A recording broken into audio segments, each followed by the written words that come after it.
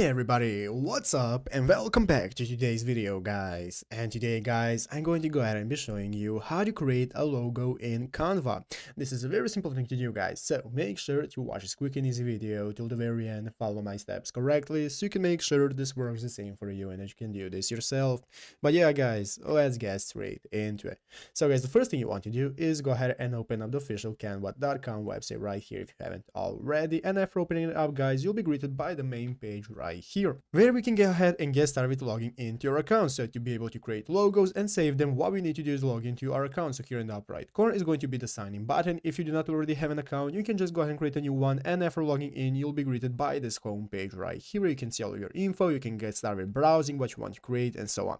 So let's go ahead and see how to create a logo. It's very easy and you only need 2 clicks to get started. The first thing you want to do is click the create design button right here in the upper right corner.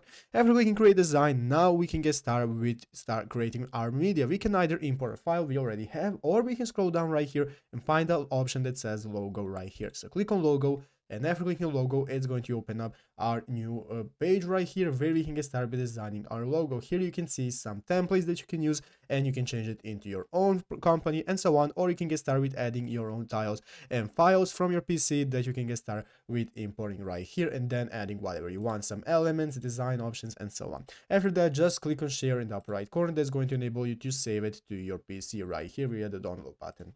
But yeah guys, basically that is how to do it. So I hope this video was helpful. If it was, make sure to leave a like, subscribe to the channel. So you guys, thanks for watching, take care and bye.